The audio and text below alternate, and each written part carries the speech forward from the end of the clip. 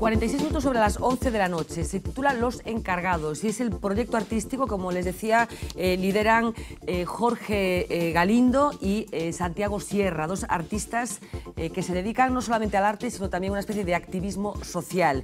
Este proyecto, como les decía, recibe el nombre de Los Encargados y se trata de hacer casi un repaso general sobre lo que ha sido la historia de la democracia española para poner en cuestión algunos de los asuntos intocables sobre los que hemos teorizado en los últimos años y que de alguna manera ellos consideran nos han llevado a la situación actual. Un activismo político y social que, como les decía, viene en esta ocasión a través del arte. A donde no llegan los debates parlamentarios, sí lo hace el arte. Tal vez esta no sea la forma más habitual de ver los retratos de los 7 máximos representantes de la democracia española, pero en un país que se precipita sin freno hacia el vacío, sus rostros tampoco pueden levantar cabeza.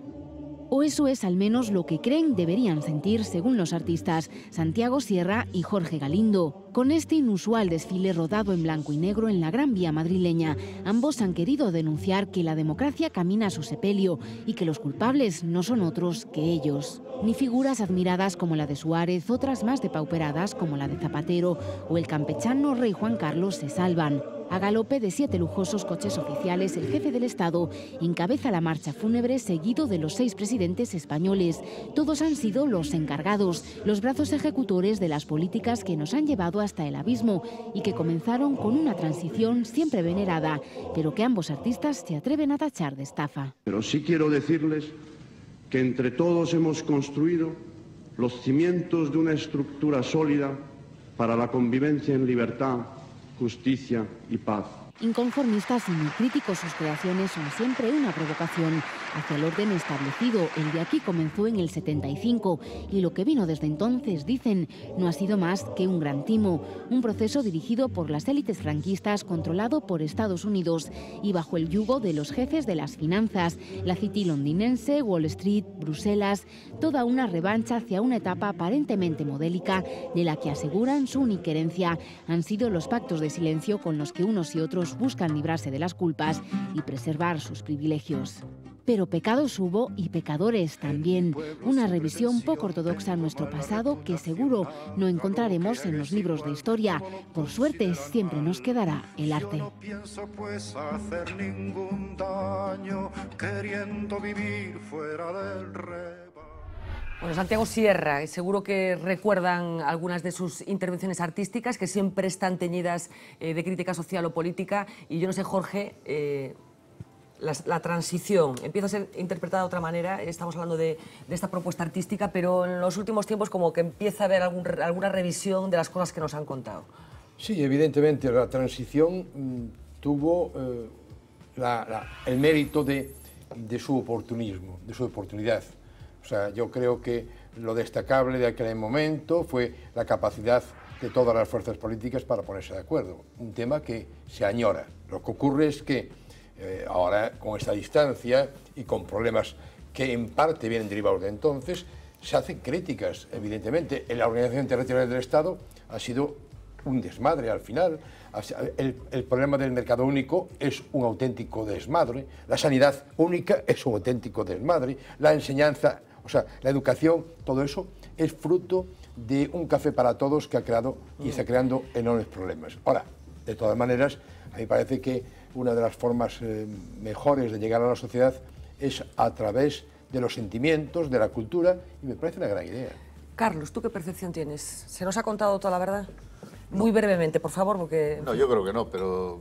No tiene importancia. No, tiene mucha importancia, pero en aquel momento, si nos contábamos la verdad, nos volvíamos a liar a tortas. No, pero ya digo, en estos momentos. Hablábamos ahora, antes de una cosa parecida.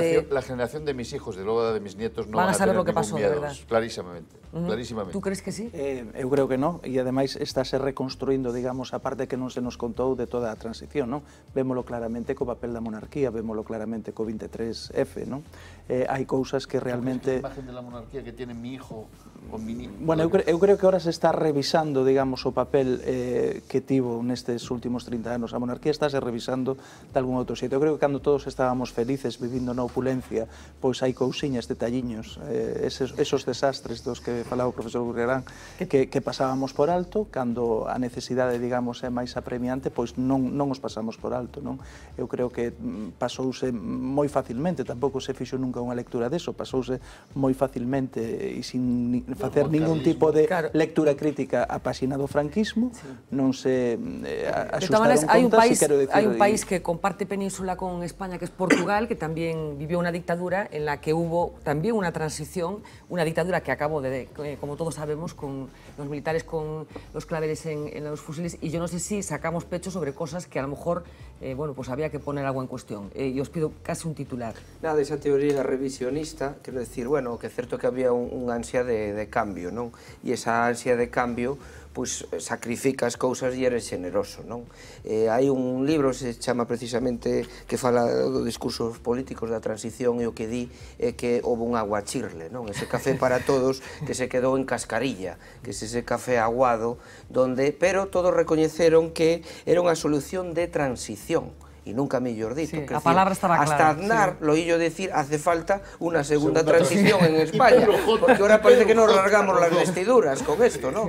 Que era o que está non soe ahora tamén. É dicir, vamos, a un federalismo e a unha reforma da Constitución. Home, se se poñen dous partidos de acordo en 24 horas para reformarnos a Constitución pola débeda, pois algunha vez podremos tocar la sacrosanta Constitución, ¿no? Que es intocable. Adina, yo no sé si es muy singular también esa cierta, bueno, generosidad, si se me permite la expresión, con la que se contempla la dictadura, que creo que países de nuestro entorno que vivieron procesos históricos semejantes, pues a lo mejor lo llevan de otra forma, y tú eres rumana. Claro, además hay otra cosa, ha habido transiciones pacíficas en otras partes del mundo. Es verdad que la española ha sido una de las primeras como transición pacífica.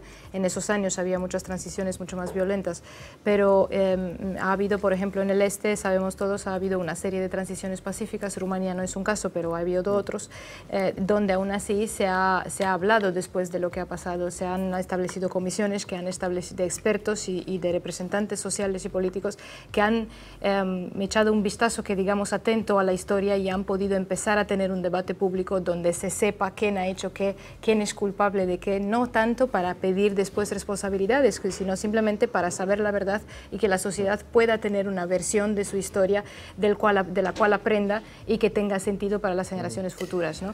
Déjame, Mari, es que tenemos que... Un apunte muy breve, sí. Yo creo que además aquí lo que pasaba era algo que Michel Foucault teorizó muy bien, ¿no? Que decía que la mejor forma de control es cuando las personas llegan a controlarse a sí mismas, ¿no? A través de la represión interna. Yo creo que aquí hablar de la transición, había muchas situaciones que yo he visto en los últimos 5 años, es decir, muy recientemente, en las cuales las personas que hablaban, muchas personas que hablan de la transición, hablan con una especie de miedo, como si tuvieran a alguien detrás todavía vigilándolos, ¿no? A lo mejor es un poco una exageración o una dramatización, pero hay algo de verdad en esto, y esto se veía en España y se ve todavía. Entonces yo creo que está muy bienvenido que empiece a haber realmente un debate sobre lo que significó la dictadura. Bueno, pues el asunto de la dictadura, que va y que viene. Esta es la última propuesta, como les decía, de Santiago Sierra y de Jorge Galindo, que se estrena, se completa, digamos, a ese vídeo que ya se puede visitar a través de internet, pero esa exposición, como les decía, a partir del 17, creo que se podrá contemplar en toda su intensidad, con un discurso político muy contundente detrás de esa propuesta estética tan llamativa, que yo me imagino que habrá pensado la gente que le coincidió ese día pasar por la Gran Vía y se encontró con semejante cortejo fúnebre. Nos vamos al plato de informativos para hacer este último repaso que siempre hacemos hasta ahora y que tiene que ver con la actualidad de este martes, empezando por Uxía Rodríguez. Cuéntanos. ¿Qué tal? Muy buenas noches de nuevo. Pues comenzamos por José Luis Baltar, porque ya tiene fecha fijada para sentarse ante el juez. Será el 4 de febrero a las 5 de la tarde. Entonces el expresidente de la Diputación de Ourense prestará declaración como imputado. Tendrá que justificar más de 100 contratos a personas afines al PP firmados de su puño y letra para defenderse de un presunto delito continuado de prevaricación. Los días 30 y 31 de este mismo mes declararán 9 de esos contratados y el secretario y el interventor de la Diputación. Todos lo harán en calidad de testigos. El que ya ha confesado, no ante el juez, sino ante la periodista Oprah Winfrey, es Lance Armstrong. El exciclista ha admitido por primera vez que se dopó para mejorar su rendimiento. Lo ha hecho en una entrevista que se grabó este lunes y que no verá la luz hasta el jueves. Una confesión que podría tener consecuencias legales. Armstrong ya fue desposeído de sus 7 Tours de Francia. Hablamos ahora de una iniciativa que seguro traerá cola. El Ayuntamiento de Nigrán pondrá contadores en las duchas de sus playas para ahorrar agua. Todas las duchas tendrán lectores. Para activarlas habrá que meter una tarjeta con saldo que se irá descargando a medida que salga el agua. Según el Ayuntamiento, el coste será meramente simbólico.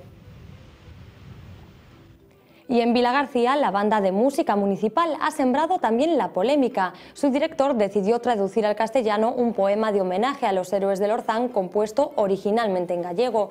El motivo aducido, intentar que se entendiese mejor y adaptarla al tipo de público que asiste a sus conciertos. Y pocas veces se ha visto esta imagen, un alzacuellos en la portada de Vanity Fair. La edición italiana de la revista dedica su primera al secretario personal del Papa. George Swain, que acaba de ser nombrado arzobispo, levanta pasiones. Vanity Fair lo apoda el George Clooney de San Pedro y recuerda que ser bello no es pecado. Tras su atractivo se esconde uno de los hombres más influyentes del Vaticano.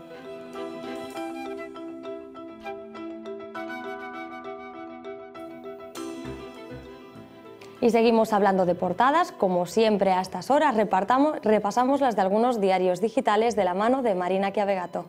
Pues empezamos ese repaso y ya sabéis que empezamos siempre por Galicia y toca hablar del futuro de Nova Galicia Banco. El titular es el siguiente: Castellano traslada a la plantilla que tratará de reducir los despidos, el futuro de la entidad gallega, en la portada de La Voz. Pero vamos a empezar este repaso internacional que hacemos cada noche por un titular que ya está también en la portada de los periódicos nacionales, que tiene que ver con nuestro presidente. Mariano Rajoy ha dado entrevista y lo ha hecho en un medio internacional, el Financial Times. Ha dicho que Alemania tiene que empezar a apostar por el crecimiento. Eso ha dicho en la entrevista al Financial Times, donde ha defendido también sus políticas y ha dicho que sus medidas empezarán a dar frutos aún este año, así que estaremos todos a la espera y seguiremos leyendo estas entrevistas que Rajoy suele dar con tanta frecuencia a los medios internacionales. Seguimos y vamos a hablar también de economía, pero con el siguiente periódico. Nos vamos a Portugal porque allí nos llama mucho la atención una noticia que tiene que ver con economía. En Portugal se debe destruir, dice el diario de noticias, 88.000 empleos este año. Noticia que tiene que ver con el paro, con la crisis y que nos enlaza con el siguiente periódico, porque de ahí nos vamos a Uruguay, donde también hablan de empleo y hablan con preocupación de sus cifras del paro. En el periódico uruguayo destacan que este año llegarán al 6% de paro, una cifra que no nos deja de sorprender, aunque allí hablan de ella con bastante preocupación. Preocupación también la siguiente portada, preocupación por la salud de Hugo Chávez. Seguimos pendientes y vamos al periódico El Universal, donde salen unas declaraciones de su vicepresidente diciendo que no permitiremos que nadie incendie el país. Hablan de la salud de Hugo Chávez y dicen que Chávez ha comenzado a remontar la cuesta. Fernanda. Pues muchísimas gracias, Marina. Vamos a completar toda esa batería de titulares con los que mañana formarán parte de la primera página de La Voz de Galicia. Estamos hablando ya de papel y de los soportes digitales que se nutren de ese periódico de papel. El titular de apertura, el Sergas, no se pronuncia sobre el posible cierre de urgencias nocturnas. Los fondos para el pago a personas que cuidan a dependientes se reducen un 22%, pero suben los destinados a asistencia en el hogar. Foto de primera, los administradores concursales toman el control del Deportivo, con una imagen de Julio Fernández y Francisco Prada llamando hoy al timbre de la sede del club en la plaza de Pontevedra de A Coruña. Y otra noticia también relacionada con el fútbol, el vicepresidente de la Liga de Fútbol dice que en España se compran partidos. Más titulares, Urdangarín no niega todo y dice que en NOS era solo una especie de consultor. Asegura que no causó perjuicios a las administraciones valenciana y balear. Y destacar un quinto titular, Nova Galicia prevé tener este año beneficios tras perder 8.000 millones en el año 2012. Una noticia, como les decía, que tiene que ver con Nova Galicia Banco y que habla de esa recuperación de la senda de los beneficios con carácter más o menos inminente. Hay más cosas que han sucedido en el mundo de Internet, cosas que queremos compartir con ustedes. Alguna, la verdad, muy bienvenida para los que trabajamos en esta profesión con tantos problemas últimamente. Marina, cuéntanos. Pues vamos a empezar por ella, Fernanda, porque la Asociación de la Prensa Belga ha lanzado una iniciativa que nos ha gustado especialmente y que queremos compartir con todos vosotros. El objetivo tiene que ver con nosotros, con nuestra profesión, como decías tú, porque era explicar cómo leer un periódico capta la atención de los lectores, cómo ellos no pueden parar de leer y no pueden mirar a su alrededor. Los protagonistas de esta iniciativa son estos que vas a ver ahora.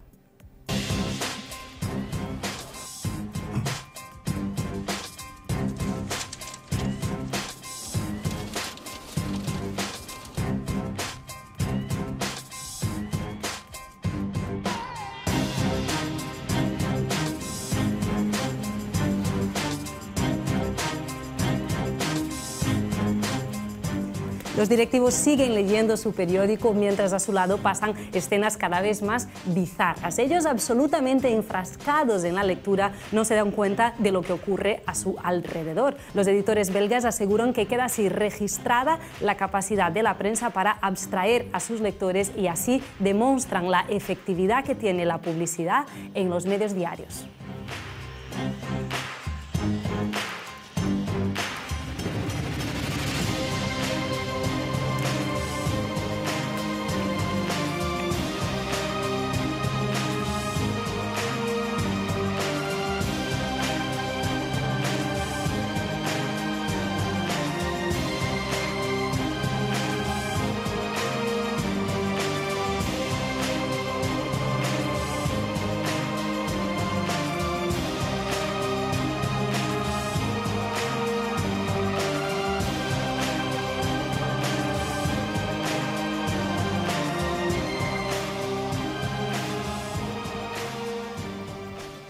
Bueno, y ahora os queríamos presentar a Lucas, porque él, como casi 6 millones de españoles, también está en paro.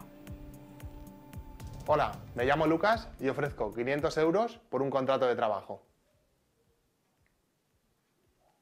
Toda la información en 500poruncontrato.com. Pues la propuesta es original, así que hemos decidido entrar en su página web y ver qué proponía Lucas. Pues él lo que explica es que estaba pensando en emigrar. Y para emigrar, dice él, iba a pagar 500 euros a una agencia de colocación para buscarle un trabajo. Así que ha decidido darle la última oportunidad a España. Ofrece 500 euros para que algún español o alguna empresa decida contratarlo. Eso sí, tiene que ser un contrato de un mínimo de 6 meses y él paga 250 por adelantado y 250 cuando termine su trabajo. Eso en lo que respecta a Lucas, pero hoy también hemos visto otro currículum bastante original y seguro que os suena de algo. Hace unos días leía en el periódico que muchos universitarios no van a poder pagar la matrícula. Sin trabajo y rodeado de noticias que dicen que los jóvenes emigran por falta de oportunidades. Es normal que uno termine pensando que Bolonia no ha servido para nada. Una amiga me dijo que lo mejor que puedes hacer por la educación pública es defender la universidad que un día conociste. El estado de ánimo es capaz de borrar de nuestra memoria que antes no solo podían estudiar los hijos de los ricos. Títulos.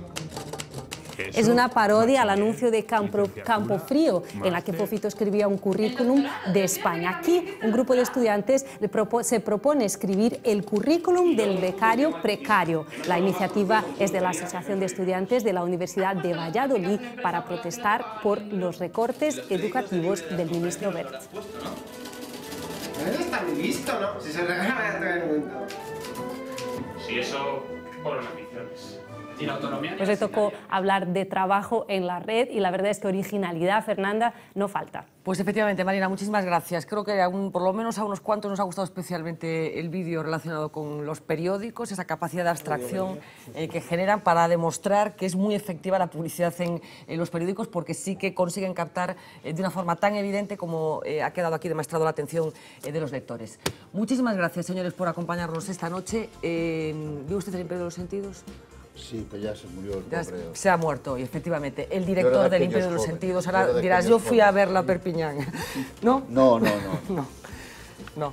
Bueno, Pues efectivamente, se ha muerto el director del Imperio de los Sentidos y de Feliz Navidad, Mr. Lawrence, Nagisa Oshima. Se moría hoy, así que vamos a despedirnos con la banda sonora de esta última película de Ryuji Sakamoto. La música seguro que la reconocen perfectamente en algunas imágenes de ese film. Feliz Navidad, Mr. Lawrence. Sean felices.